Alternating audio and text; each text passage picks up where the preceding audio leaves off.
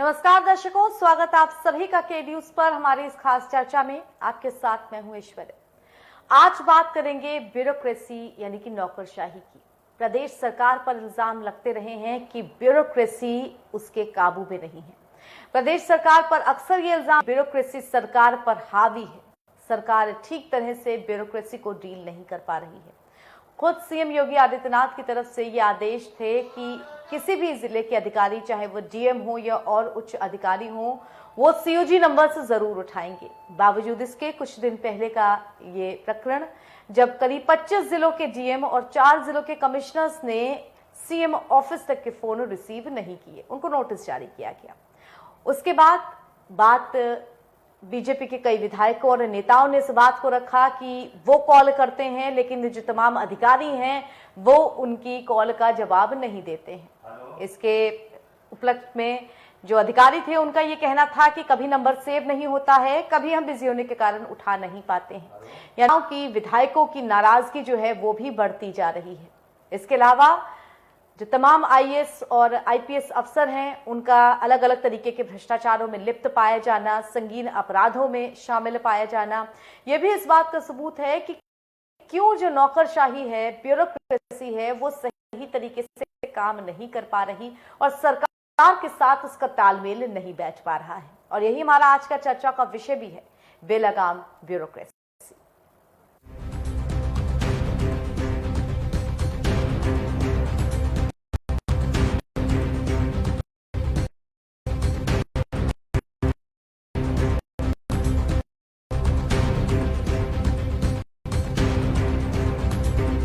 शुरू करने से उनको सुन लेते हैं। इसलिए भारतीय जनता पार्टी, मोदी जी बेचैन हो गए, असुरक्षित महसूस करने लगे हैं कि केजरीवाल जी की इस राजनीति के सामने भारतीय जनता पार्टी का कोई मॉडल नहीं है। इनकी जहां जहां सरकार है पूरे देश में, इनको केंद्र में इनकी सरकार है, इनकी कई पूरे देश में कहीं भी कोई मोदी मॉडल की बात नहीं करता। आज पूरे देश में कहीं कोई बीजेपी मॉडल की बात नहीं करता।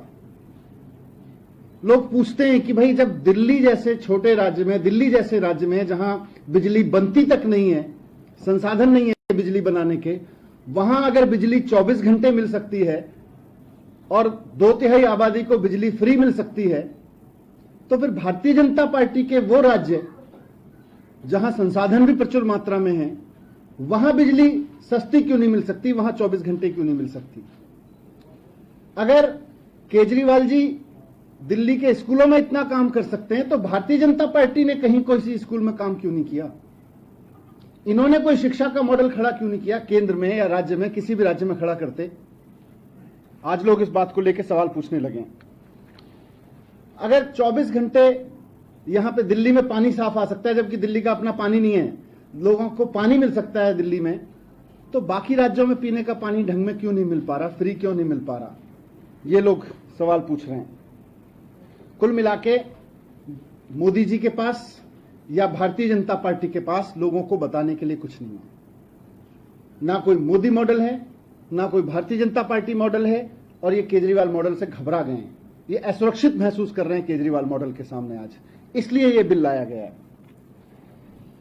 आज जहां भी जाओ, हमारी तो नई नई पार्टी है, चारों तरफ केजरीवाल मॉडल की डिमांड हो रही है। आप किसी राज्य में चले जाओ, वहां लोग कहते हैं कि काश हमारे यहां भी केजरीवाल जी जैसा कोई मुख्यमंत्री आ जाए। आज चुनाव हो रहे हैं तो सूरत के चुनाव में आप सबने देखा किस तरह से केजरीवाल जी के मॉडल को जनता ने वहां स्वीकार किया है। किस तरह से आज हिमाचल के गांव-गांव में भी चुनाव हो रहा है तो लोग केजरीवाल जी के नाम पे वोट कर रहे हैं। आज पंचायत चुनाव से लेकर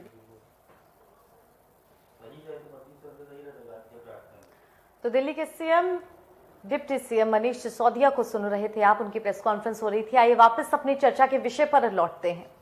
4 साल हो गए प्रदेश सरकार को, लेकिन शुरुआत से अब तक ये बात कही जा रही है कि ब्यूरोक्रेसी के साथ सरकार का जो मनमुटाव है वो दूर नहीं हो पा रहा है। सरकार और ब्यूरोक्रेसी के बीच में जो सामंजस्य है वो नहीं, और इसकी बात है। चाहे वो कल या परसों की घटना हो जब 3 वरिष्ठ आईपीएस अफसरों को जबरन रिटायरमेंट दिया जाता है, चाहे वो मणिलाल पाटीदार जैसे अफसर हों जो कि भगोड़े घोषित किए जाते हैं, चाहे वो बंगाल के अपॉइंटेड ऑफिसर हों, जिनके साथ महिला से अभद्रता के लिए सीनियर आईएएस अफसर पांडे को सस्पेंड किया जाता है। ये कई सारे सामने प्रस्तुत हैं जो कि इसकी ब्यूरोक्रेसी किस तरह से बेलगाम है और ब्यूरोक्रेसी पर किस तरह से जो शासन होना चाहिए, सरकार का जो एक दबाव होना चाहिए, वो नहीं बन पा रहा है। तो चर्चा का मेहमानों का पैनल जुड़ चुका है, मगर उससे पहले आप सभी के लिए एक छोटी सी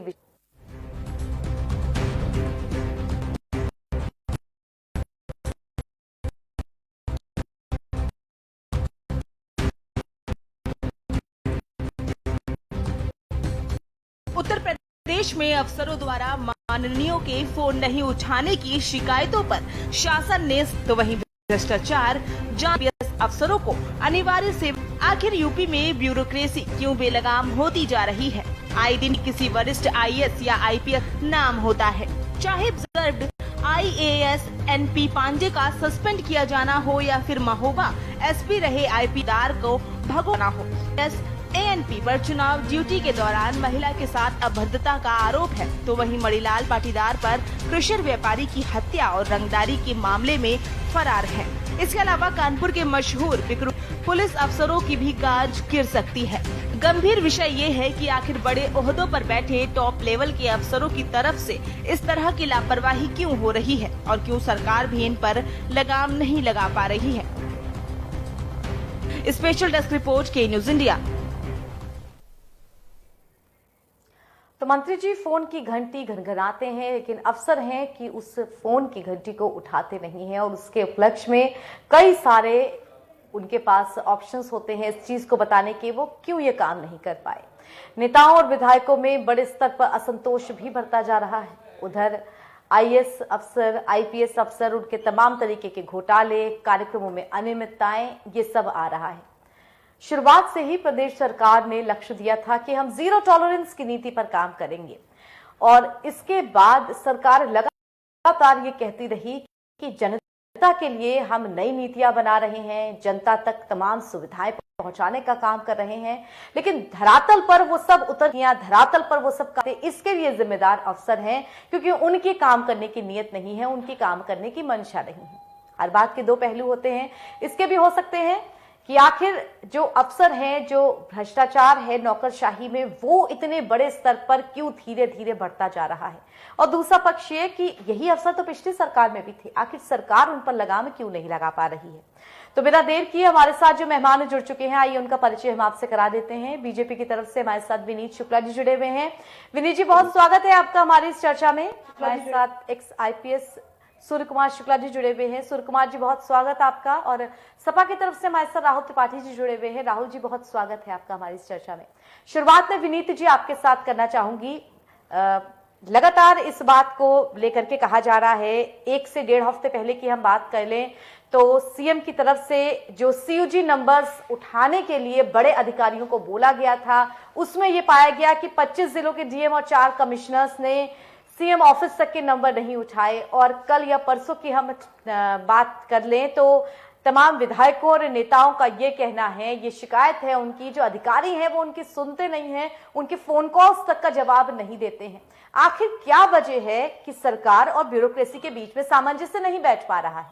ये कहना गलत होगा कि सरकार और अधिकारियों के बीच सामंजस्य नहीं है। 2000 में भारतीय जनता पार्टी के नेतृत्व में सरकार बनती है, उसके बाद में जिस तरीके से अधिकारियों के अंदर काम ना करने की जो प्रवृत्ति थी, आज वो बदली है। 2017 के बाद में लोग समय पर ऑफिस पहुंचना पड़ रहा है उनको। 10 बजे की टाइमिंग है जिसको लेकर के सख्ती की गई शुरुआत में, तो लोग 10 बजे ऑफिस पहुंचने लगे। जिनका जो समय था वो ऑफिस पहुंचने लगे। पहले जो लापरवाही 2017 से पहले अधिकारियों में थी, सिर्फ और सिर्फ वो लोग एक भ्रष्टाचार की भेंट चढ़ जाते थे। तमाम योजनाएं जो जनहित की होती थी, आज जो 2017 में आदरणीय योगी आदित्यनाथ जी के नेतृत्व में जब सरकार बनती है तो हमारी जो नीति है, नीति और नेतृत्व है, वो जीरो टॉलरेंस के मामले में जी, इसी आधार पे हमारी सरकार चल रही है। ठीक है।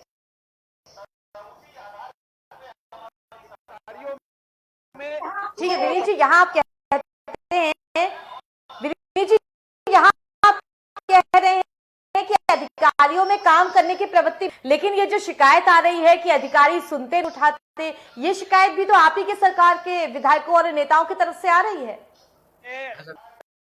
ये बात लोग अगर अब पहुंचाते हैं सरकार तक कि कहीं पुरानी मानसिकता से भ्रष्टाचार में लिप्त ही रहना है, तो उन सब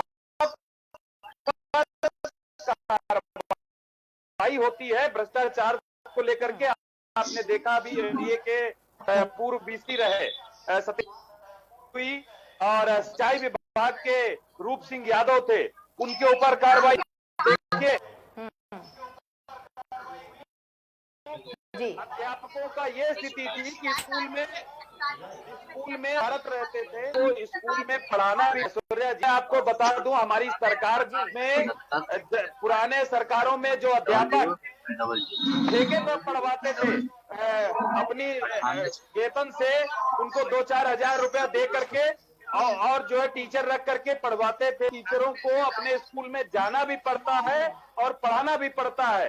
तमाम ऐसे पुरानी सरकारों में भर्ती कर दिए गए, उनके जाली सर्टिफिकेट और फर्जी मार्कशीट के आधार पर जो भर्ती हुई थी वो सब पकड़े गए और उनको सजा भी मिली है। जो अनुशासनहीनता और भ्रष्टाचार के मामले में लिप्त थे अधिकारी, उन पर कार्रवाई भी की गई है। कठोरात्मक जो कार्रवाई है वो की जाती है। तो ये सब कुछ हमारी। ठीक है विनीत जी, थोड़ा सा आपको यहाँ रोकना चाहूंगी। सीएम योगी आदित्यनाथ बंगाल में हैं, जनता को संबोधित कर रहे हैं, क्या कुछ कह रहे हैं, आइए पहले वो सुन लेते हैं। परिवार को रसोई गैस का एलपीजी सिलेंडर उपलब्ध कराने का एक अभियान चलाया था। भाइयों बहनों, उत्तर प्रदेश के अंदर 56 लाख परिवारों को यह सुविधा का लाभ मिला। टीएमसी की सरकार इस सुविधा को बंगाल के अंदर उसी रूप में क्यों लागू नहीं कर पाई? 10 वर्षों से टीएमसी की सरकार बंगाल के अंदर है। भाइयों बहनों, प्रधानमंत्री आवास योजना में यहाँ के गरीबों को आवास क्यों नहीं मिल पाता है? उत्तर प्रदेश में 4 वर्ष में 40 लाख गरीबों को प्रधानमंत्री आवास योजना का लाभ हम लोगों ने उपलब्ध करवाया है। 6 करोड़ परिवार, 6 करोड़ नागरिकों को 5 लाख रुपए सालाना आयुष्मान भारत की सुविधा का लाभ उपलब्ध करवाया है और 2 करोड़ 42 लाख किसानों को 6,000 रुपए प्रतिवर्ष प्रधानमंत्री किसान सम्मान निधि का लाभ उपलब्ध कराया है। ये लाभ बंगाल के नागरिकों को क्यों नहीं उपलब्ध हो पा रहा है? उत्तर प्रदेश में करोड़ों नौजवानों को रोजगार और सरकारी नौकरी उपलब्ध कराई जा रही है, लेकिन बंगाल के अंदर नौकरी भी नहीं और रोजगार भी नहीं।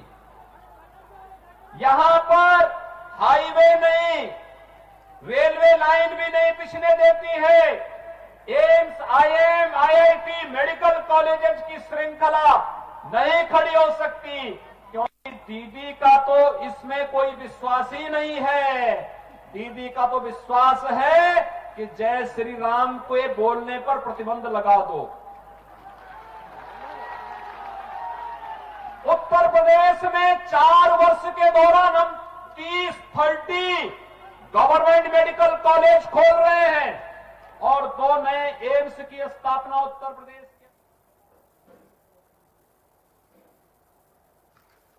छोटे से ब्रेक के लिए रुक रहे हैं यहाँ दर्शकों, जल्द वापस लौटेंगे और अपनी चर्चा को जारी रखेंगे।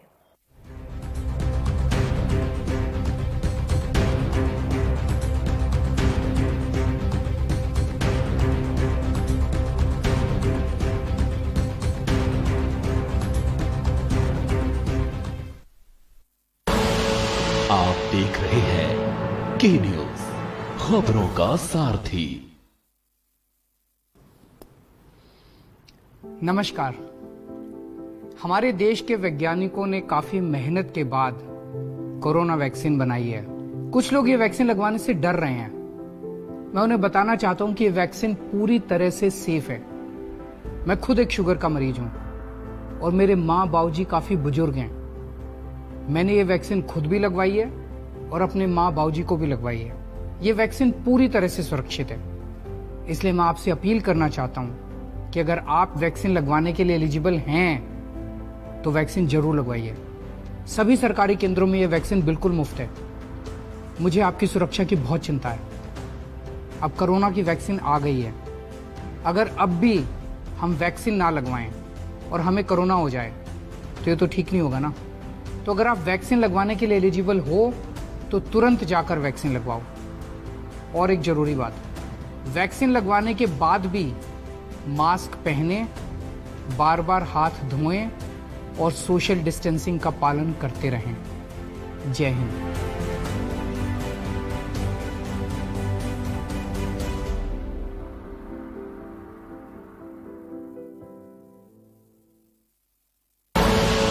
आप देख रहे हैं के न्यूज, खबरों का सारथी।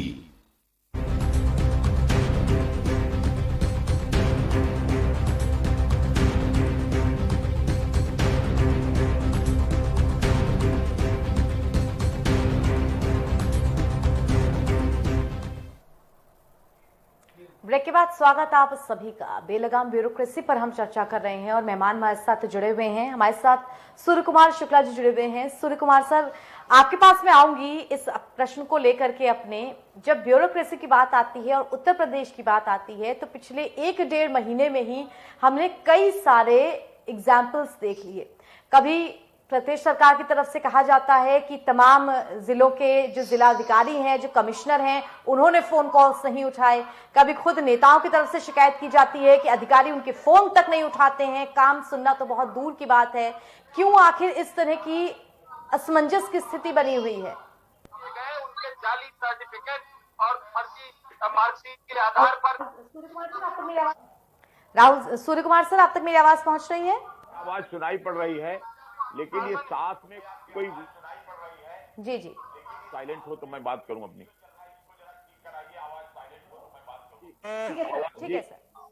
ठीक है सर, बोलिए। मेरी आवाज सुनाई पड़ रही? जी जी बिल्कुल बिल्कुल सर। जी ऐश्वर्या जी, अगर निष्पक्ष मूल्यांकन करें तो 4 सालों में जो वर्तमान सरकार काम कर रही है तो उसमें सबसे बड़ी उपलब्धि ये है कि प्रदेश में गुंडागर्दी को रोकने में सबसे ज्यादा अच्छा माहौल जनता को इस शासन में मिला। और जो बड़े बड़े माफिया पब्लिक को परेशान करते थे, जमीनें कब्जा कर लेते थे, अपहरण कर लेते थे, फिरौती के लिए अपहरण हो जाते थे, व्यापारी दहशत में हुआ करते थे, तो उसमें एक सकारात्मक सुधार आया है। पुलिस के काम में जो हस्तक्षेप हो जाया करता था विभिन्न प्रभावशाली लोगों के द्वारा, उसमें गुणात्मक सुधार हुआ है। अब कोई ये नहीं कह सकता कि मैं थाने के हवालात में बंद किसी मुलजिम को छुड़ा लाने की हैसियत रखता हूं। इसी तरह जो सड़कों पर बसें लुट जाया करती थी, ट्रक लुट जाते थे, रोड होल्डअप की घटनाएं हो जाती थी, उनमें भारी कमी आई है। और इतना ही नहीं, एक जो गांव में गुंडागर्दी का माहौल हुआ करता था कि स्थानीय राजनीतिक लोगों के संरक्षण में गांव में कोई ना कोई बाहुबली होगा, हर 2-4-10 गांव में जिसका सिक्का चलेगा, उसमें अब बहुत अच्छा सुधार हुआ है। अब मैं उन बातों की तरफ बात करता हूं कि जो इधर कोरोना के काल में उल्लेखनीय सफल काम पुलिस ने, प्रशासन ने, सरकार ने, सब ने मिलकर किया है, वो भी एक बहुत बड़ी उपलब्धि है शासन की, पुलिस विभाग की। अगली अगर बात कहें कि जो नियंत्रण करने का काम कोरोना का हुआ है, उसमें स्वास्थ्य विभाग, चिकित्सा विभाग ने भी बहुत सराहनीय काम किया है। और जो उत्तर प्रदेश में इन्वेस्टमेंट कराने का प्रयास हुआ है और उसमें काफी सफलता भी मिली, ये एक